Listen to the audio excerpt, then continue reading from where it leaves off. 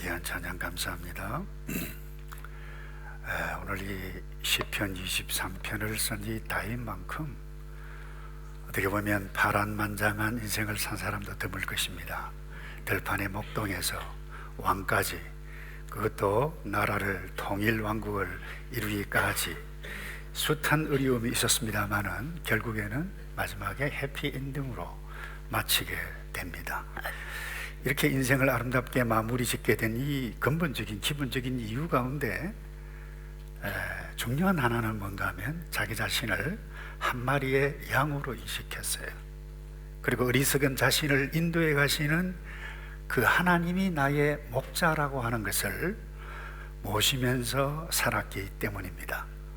여러분이 아시다시피 양이라고 하는 것은 시력이 나빠요. 그래서 앞에 무엇이 이렇게 흔들리면 그 쫓아가다가 엉뚱한 곳으로 길을 잃어버리는 그런 동물입니다. 여러분 아시다시피 개는 아주 멀리 가도 다시 집으로 돌아와요. 닭도 그렇다고 그래요. 하루 종일 바깥에서 놀다가 저녁이 되면 자기 닭장으로 들어온다고 그러는데 양은 달라요. 그래서 쉽게 어려움을 당할 수가 있는 동물이죠. 털이 많아서 깎아주지 않고 한번 넘어지거나 또 비만해서 뚱뚱해서 한번 쓰러지면 아무리 발버둥을 쳐봐도 자기 스스로는 일어날 수 없는 그런 동물이 이 양입니다. 여기에다가 자기 방어 능력이 굉장히 떨어져요. 사자 같은 이빨도 없어요.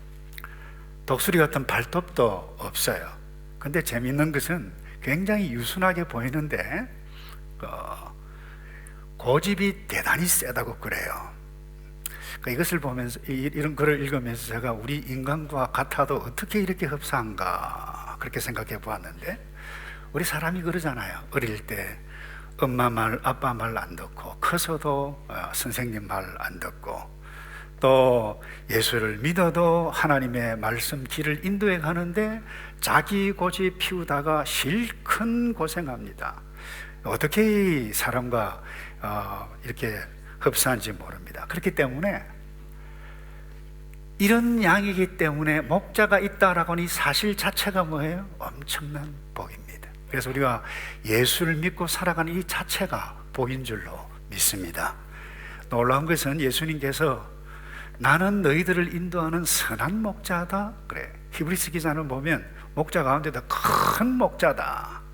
또 베드로는 목자장 되신다 그렇게 아마 표현을 했는데, 오늘 본문에 이 다윗이 시로 여호와 하나님을 목자로 모시면 어떤 복이 임하는가, 그것 함께 나누고 가기 원하는데, 첫째로 우리의 모든 필요를 공급해 주십니다. 2절입니다. 그가 나를 푸른 풀밭에 누이시며 쉴만한 물가로 인도하시는도다. 여러분, 푸른 풀밭으로 인도해 가신다 그랬는데, 여러분, 양에게 이 푸른 풀밭이라고 하는 것은 먹을 것이죠. 풍성하게 먹을 수 있는 곳으로 인도해 주신다는 것입니다. 그리고 풀밭에 눕는다 그랬는데, 여러분, 양이 아무데나 눕지를 않습니다. 먹고 편안하고 주변 환경이 아주 안전함을 느낄 그때에 앉아서 대책임질을 하고 눕습니다. 근데 오늘 본문에는 푸른 풀밭뿐만 아니라 한 걸음 더 나아가서 쉴만한 물가로 인도하신다 그랬습니다. 여러분, 먹을 환경, 쉴 환경, 이렇게 인도해 가시는 목자처럼 그 목자 되시는 그분이 내 하나님이다라고 하는 것을 오늘 고백하는데, 하나님이 계시면 먹을 것, 쉴 것 풍성하다는 거예요.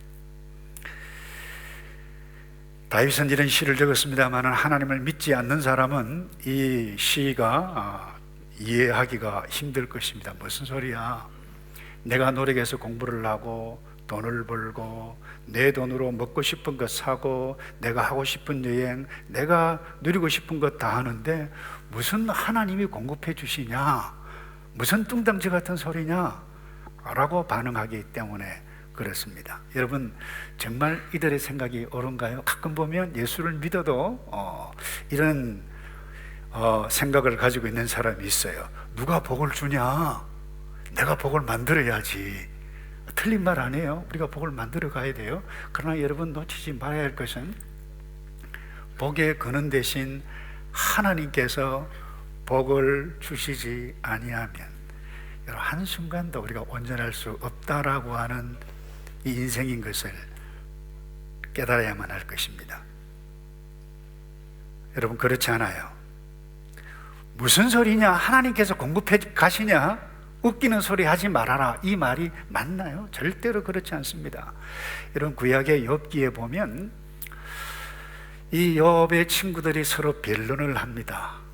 너 죄지었다. 아니다. 그러면서 인간이 얼마나 지혜니 자기 지혜 논쟁을 막 하고 있는 가운데 쉽게 이야기하면 듣다 하다 못한 하나님께서 한 말씀 하십니다. 그게 욥기 38장에 나옵니다. 너가 사자를 위하여 먹이를 사냥하겠느냐? 젊은 사자의 식욕을 너가 채울 수 있겠느냐? 41절입니다. 까마귀 새끼가 하나님을 향하여 부르짖으며 먹을 것이 없어서 허죽거릴 그때에 그것을 위하여 먹이를 마련하신 분이 누구냐? 너희가 잘 먹고 잘 사느냐? 너희가 아프리카의 코끼리 사자 표범을 먹이느냐?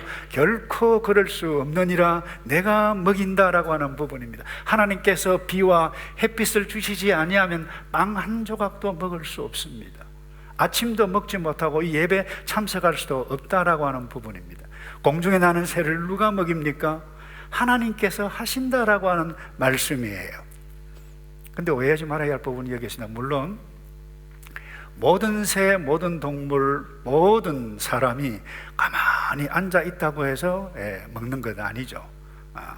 아침부터 새는 먹이를 찾고 모든 동식물은 열심히 움직입니다. 그런데 이렇게 움직일 수 있도록 인도해 가시고 움직일 수 있도록 만들어 가고 입을 열어서 하나님께서는 양을 푸른 풀밭으로 인도하지만 풀을 뜯는 존재는 누구예요?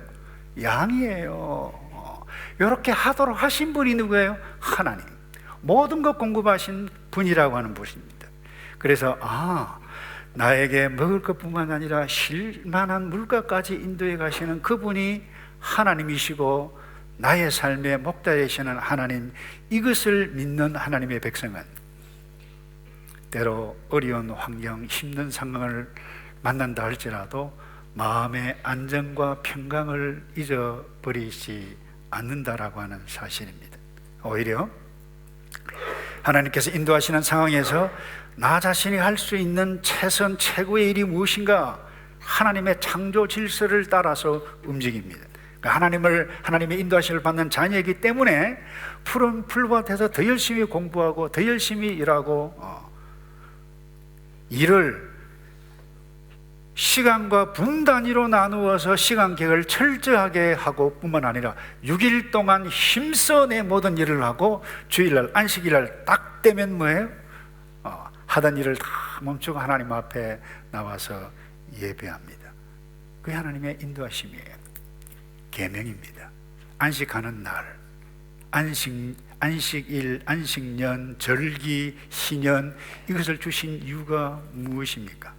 삶의 균형.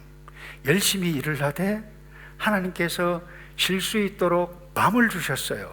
낮에는 일을 하고 밤에는 쉬는 것입니다. 근데 이 타락한 인생들은 욕심 때문에 말이죠, 밤낮 할 것 없이 열심히 일을 합니다. 여러분, 열심히 일을 하는 것 자체가 잘못된 것이 아닙니다. 그러나 하나님의 창조 질서 원리를 쫓아 행하지 아니하면 목자이신 하나님의 인도하심을 잃어버리기 때문에 균형을 잃습니다. 사람 사이도 마찬가지입니다. 인간관계도 마찬가지입니다. 그래서 주일과 절기와 희년이 모든 것을 주신 것은 하나님께서 우리에게 하나님께서 주신 것이지만 결국 우리 모두 주 안에서 바른 균형 잡힌 행복을 누려갈 수 있도록 주신 것입니다. 그것이 하나님의 인도하심입니다. 그런데 예수를 믿으나 믿지 않으나 현대를 살아가는 저와 여러분, 특별히 이 도시 문화, 우리 한국에 특별히 살아가고 있는 저와 여러분은 얼마나 일 중심입니까? 경쟁적이기 때문에 그야말로 엄청나게 힘들게 살아가고 있잖아요. 일 중심이다 보니까 이 심도 때로는 잃어버려요. 가족과의 관계, 하나님과의 관계 균형이 깨어진 줄도 모르고 살아갑니다. 자녀들이 어릴 때는 이 아빠가 대단히 바쁘잖아요. 우리 아빠는 바빠도 너무 바빠. 우리 아빠는 너무 바빠서 나빠. 그래서 아빠가 나빠가 되는데, 오늘날은 아빠뿐만 아니라 자녀들도 바빠요. 다 바빠요. 그래서 우리는 나쁜 삶을 살고 있어요. 균형을 잃어가고 있어요. 가장 많이 사용하는 말이 뭐예요? 빨리빨리예요. 차를 타더라도 빨리 타, 빨리 와, 빨리 좀 하라니까. 오래전에 제가 호주에 갔는데 이 버스 드라이버, 관광버스 운전하시는 분이 저를 보고 빨리빨리 이러는 거예요. 제가 얼마나 우스웠는지. 여러분, 우리에게 필요한 것 일 맞습니다. 쉼 맞습니다. 그러나 더 중요한 것은, 우리에게 가장 필요한 것은 목자이신 하나님이십니다. 일과 쉼에만 집중하면 행복하게 살 수 있을 것 같지만 균형 있게 인도해 가시는 하나님이 아니면 하나님을 잃은 우리는 모두를 잃기 때문입니다. 그래서 어거스틴이 젊은 시절에 얼마나 방탕한 생활을 했나요? 회개하고 난 다음에 그가 이런 글을 고백했습니다. 하나님이여, 당신은 당신을 위해 우리 인간을 지으셨기 때문에 당신 품에 안기기 전에, 이 말은 하나님을 나의 목자로 믿기 전에는 참된 만족도 참된 평안도 없습니다. 이렇게 고백을 했어요. 여러분, 영국에 우리 청교도 신앙의 선배들, 아름다운 분들 아니에요? 귀한 분들 아니에요? 이분들이 이렇게 고백을 했다고 그래요. 하나님의 백성은 자기 자신이 아니라 하나님에 의해 살아갈 때에만 진정한 평안을 얻는다 그랬어요. 여호와는 나의 목자시니 내게 부족함이 없으리로다. 이 말씀 속에는 나에게는 부족함이 많다는 거예요. 내가 부족함이 많기 때문에 하나님을 목자로 섬기지 아니하면 이 부족함을 채워갈 수가 없다는 거예요. 애굽을 떠났을 때 이스라엘 백성들이 하나님의 백성이에요. 한 일 없습니다. 하나님께서 먹이셨습니다. 그들이 부족함을 알기 때문에 40년 동안 그들이 농사를 지었나요? 한 일 없었어요. 옷이 헤어지지 않았다고 그랬어요. 여호와 하나님을 나의 목자로 찾고 여호와를 찾는 자는, 그래서 시편 기자는 이렇게 고백합니다. 시편 34편 10절에는 젊은 사자는 궁핍하여 줄일지라도 여호와를 찾는 자는 모든 좋은 곳에 부족함이 없으리로다 말씀했어요. 여러분, 부족함이 없음에도 우리는 불평해요. 이유가 뭘까요? 하나님에 대한 감사와 만족을 잃었기 때문입니다. 하나님께서는 우리에게 필요한 것 반드시 공급해 주십니다. 그런데 우리가 왜 불평한가? 나는 복이 왜 이렇게 지질이 더 없는가라고 생각하는 이유가 무엇입니까? 우리는 필요한 이상의 것을 욕심내기 때문에 그렇습니다.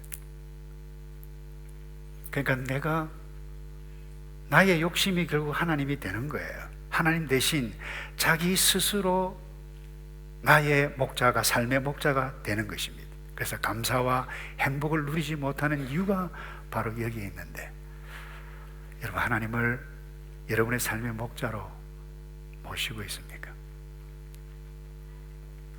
진지하게 한번 생각해 보아야 할 부분입니다.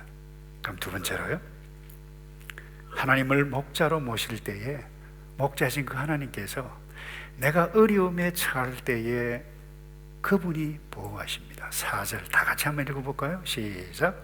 내가 사방에 엄침한 골짜기로 다닐지라도 해를 두려워하지 않을 것은 주께서 나와 함께 하심이라. 주의 지팡이와 막대기가 나를 안위하시나이다. 아멘. 여러분, 이 시편 23편의 이 분위기를 보면 아주 아름다운 한 폭의 그림 같죠? 저는 목가적입니다. 문제가, 어려움이, 갈등이 전혀 없는 것 같은 사람이 쓴 시처럼 보입니다만은 그렇지 않습니다. 오늘 본문에 읽었습니다만은 사망의 음침한 골짜기, 그 가운데 있다는 거예요. 뿐만 아닙니다. 내 원수의 목전에서 그 다음 구절에 표현하고 있는데, 이 히브리어에서는 내 원수 단수가 아닙니다. 원수들의 목전에. 원수가 한두 사람이 아니라는 것입니다. 여러 명이라는 것입니다.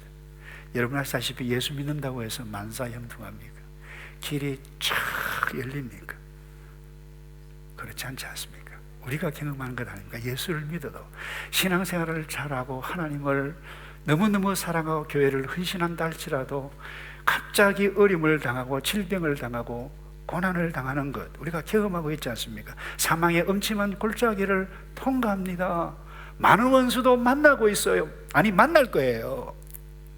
반드시 만나게 됩니다. 다시 강조합니다. 여러분, 이 땅에 살아가는 동안 어려움 없이 살아가는 사람은 단 한 사람도, 아니 아무도 없습니다. 우리 이것을 알아요. 그래서 역경이 나에게 어려움이 딱 올 때, 아, 하나님 왜 하필이면 나에게 이와 같은 어려움이 옵니까? 이 질문은 잘못된 질문이라는 거예요. 오게 되어 있어요. 그게 하나님의, 우리가 타락한 이후 이 땅에 살아가는 우리에게 나타나는 현실이기 때문에.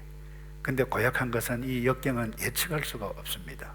미리 예측하면, 준비하면 되는데, 좋게 시작한 하루 전화 한 통으로 그야말로 하루를 망치고 맙니다.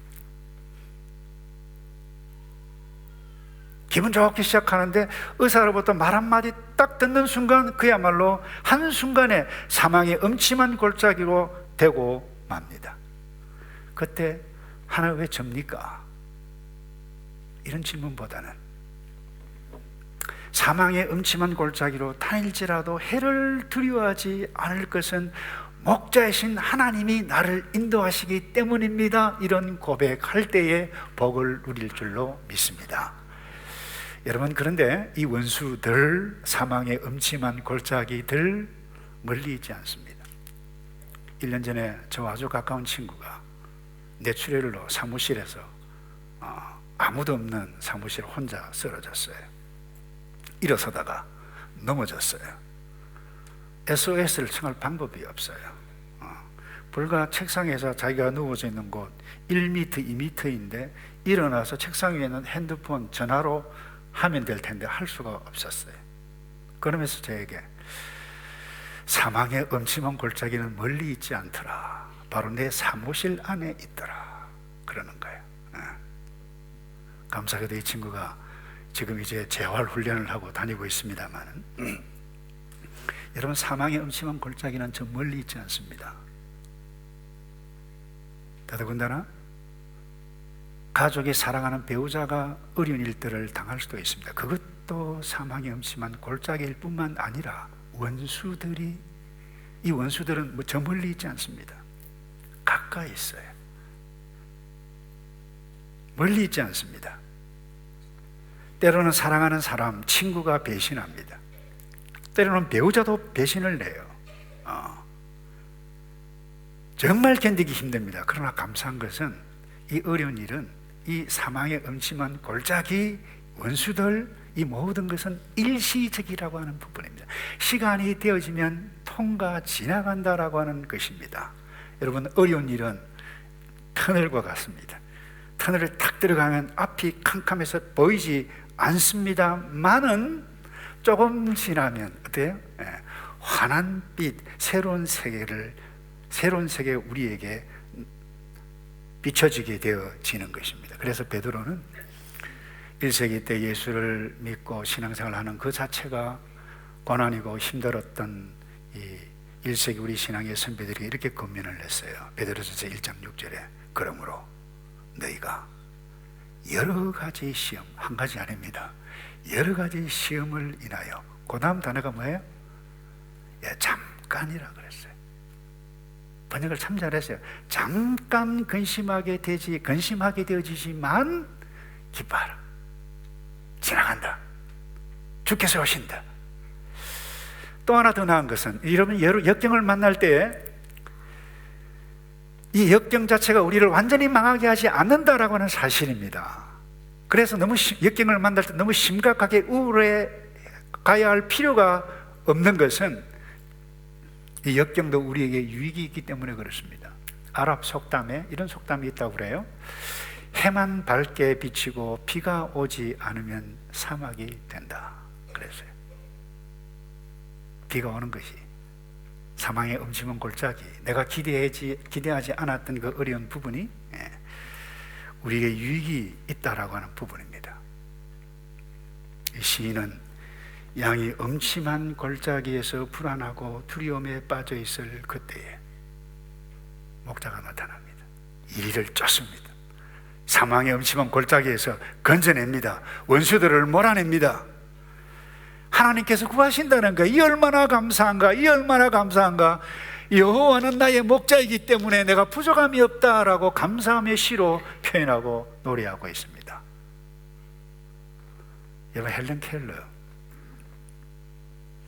그야말로 보지도 못했습니다. 듣지도 못했습니다. 치명적인 장애죠. 그러나 헬렌 켈러가 이런 의미 있는 말을 했다고 그래요. 태양을 주목하는 사람은 그림자가 보이지 않는다. 얼마나 멋져요. 태양을 볼 수도 없었던 그녀가 태양을 주목하는 자는 그림자가 보이지 않는다. 여호와 하나님이 나의 목자라고 하는 여기에 주목하고 믿고 확신하는 사람은 때로는 어려움을 당하지만 그림자, 낭망, 좌절하지 않는다는 것입니다. 마지막으로요, 예수를 믿고 여호와 하나님을 목자로 모시는 살아가는 사람은 어떤 복이 있나요? 회복시키십니다. 결국에는 영원한 안전 가운데로 보장해 주신다는 거예요. 3절에 이런 말씀이 있죠. 내 영혼을 소생시키시고 자기 이름을 위하여 의의 길로 인도하시는도다. 여러분, 인간은 이 양처럼 연약하지만 양과는 다릅니다. 양은 그냥 풀만 뜯고 쉬면 돼요. 만족해요. 그러나 인간은 풀만 뜯고 맛있는 거 먹는다고 해서 결코 행복해질 수 있는 존재가 아닙니다. 영혼이 깨끗하고 영혼의 만족함을 누려야만 합니다. 그런데 오늘 본문에 이 시인은 내 영혼을 소생 회복시키신다. 내 영혼을. 근데 엄밀히 이야기하면 이 히브리 용법의 이 단어에 이 내 영혼이라고 하는 단어에는 단지 영혼만이 아닙니다. 마음, 몸, 기력, 이 모든 것 다 담고 있다고 그래요. 그러니까 전인격적인 회복을 말씀해 가고 있어요. 여러분, 인생은 아무리 먹을 것, 화려한 음식, 화려한 곳에 산다 할지라도 이미 영적으로 상처를 받고 태어난 존재이기 때문에 그냥 그대로 있으면 결코 행복해 갈 수 없어요. 태어날 때부터 죄인이다 이 말입니다. 그 증거가 무엇입니까? 여러분 자녀들에게 어릴 때부터 야, 못된 짓 하라 가르쳤나요? 근데 왜 거짓말해요? 왜 고집을 피워요? 왜 거짓말을 해요? 어린아이만 거짓말하고 그러나요? 어른도 마찬가지예요. 거짓말을 해요. 조금 있으면 다 들통날 텐데 나 안 그랬다는 거예요. 이게 뭐예요? 죄성 때문에 이렇다는 거예요. 그 내가 죄를 지은 걸 자기 혼자는 알아요. 얼마나 불안해요. 두려워해요. 답답해요. 그러니 죄짓지 않은 척 포장합니다. 그 성경은 이것을 두고 굉장히 재미있게 표현했어요. 로마서 3장 23절 모든 사람은 죄를 범하였음에 하나님의 영광에 이르지 못하더니 너 거짓말하고 뭐 엉뚱한 짓 하고 하나님 모든 것 그 죄인데 그와 같은 것 하나님께 영광이 되지 않아. 도움이 되지 않아.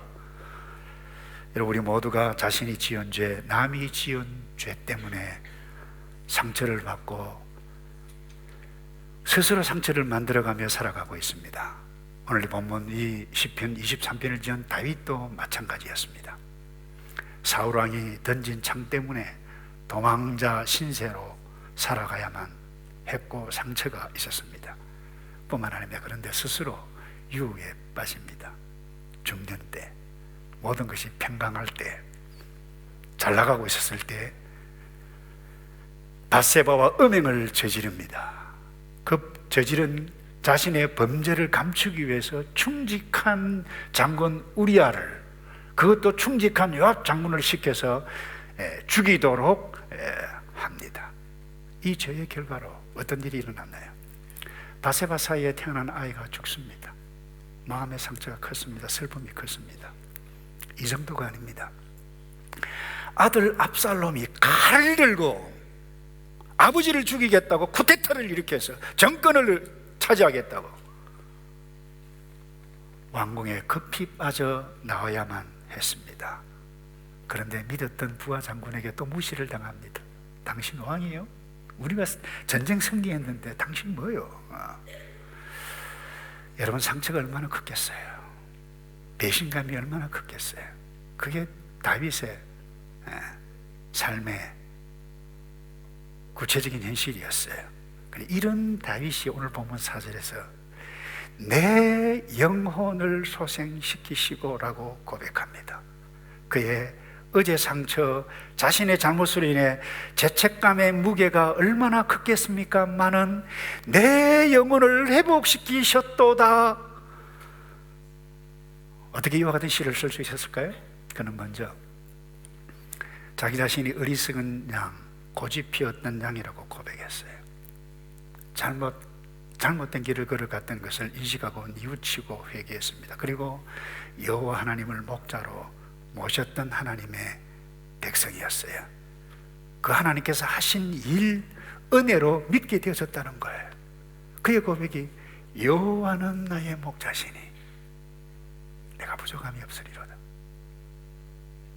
여러분을 힘들게 하는 그 무엇이, 그 약점이, 상처가, 아니 여러분 자신 하나님과만 알고 있는 그 연약한 부분이 무엇입니까? 잘못된 마음이 있나요? 안타깝지만 그것 그대로 있으면 결코 여러분 스스로 해결할 수가 없습니다. 마치 털 많은 피 많은 양이 쓰러지면 아무리 발부둥 쳐도 일어날 수 없는 것처럼 우리 스스로 그것을 해결할 수가 없습니다. 그냥 죽고 맙니다. 그런데 성경은 하나님을, 여호와를 목자로 모신 하나님의 백성 그리스도인은, 특별히 히브리서 기자를 통해서 그분이 어떻게 돌아보셨는가, 돌보시는가, 이렇게 말씀합니다. 히브리서 13장 20절입니다. 양들의 큰 목자이신 우리 주 예수를 영원한 언약의 피로 죽은 자들 가운데서 이끌어 내셨다. 우리의 모든 죄를 정리하셨다는 거예요. 어제 뿐만 아닙니다. 그 평강의 하나님이 모든 선한 일에 너희를 온전하게 하사 자기 뜻을 행하게 하신다. 지금 현재 하나님의 목자의 인도하심을 받아 평강 가운데 자기 뜻을 행하게 하시도록 인도해 가신다는 거예요. 뿐만 아닙니다. 미래에 그 앞에 그랬어요. 즐거운 것을 예수 그리스도로 말미암아 우리 가운데서 이루시기를 원하노라. 기도가 아닙니다. 예수님께서, 하나님께서 그렇게 하셨다는 거예요. 이걸 알기를 원한다는 거예요. 그리고 영광이 그에게, 하나님에게, 목자이신 여호와 하나님에게 세세 무궁토록 있을지어다. 아멘. 그랬어요. 말씀을 정리합니다. 우리가 이런 복을 받은 사람입니다. 이 복을 여러분들이 삶의 순간순간마다, 고독한 때마다 이 복을 한번 떠올려 보세요. 아, 이 예수님께서 하신 일이 믿으시구나. 이 자체가 복이에요. 내가 그 복을 누릴 수 있어요. 여러분, 이 복은 내가 힘을 써서, 애를 써서 그야말로 흥정한다고 해서 되어지는 부분이 아닙니다. 오직 나의 인격적으로 예수를 믿고 그분께서 하신 일이 나를 위해서 하신 일이고, 그분이 하실 일이 나를 위해서 하실 일이고, 그분이 나의 삶의 목자로 모실 때에 누리게 되어지는 이 놀라운 복이 저와 여러분에게 있습니다. 이 복을 이번 한 주간도 남은 생에 이 복을 누려가며, 또 이 복이 필요한 예수를 믿어 가야 할 그 사람들에게 찾아가는 저와 여러분 되기를 주님의 이름으로 축복합니다. 기도하겠습니다. 아버지, 부족하고 연약하고 시야도 좁고 분별력이 없는 연약합니다. 예수를 믿어도 마찬가지입니다. 성령 하나님, 인도해 주셔서 아버지의 인도하심 따라 살지 않으면 이 복을 누릴 수 없사오니 아버지, 우리에게 순간순간마다 아버지의 인도하심을 붙잡고 나아갈 풀을 뜯는 우리가 되고 복을 헤아려 보는 우리 모두이도록 도와 주시옵소서. 예수 그리스도의 이름으로 기도하옵나이다.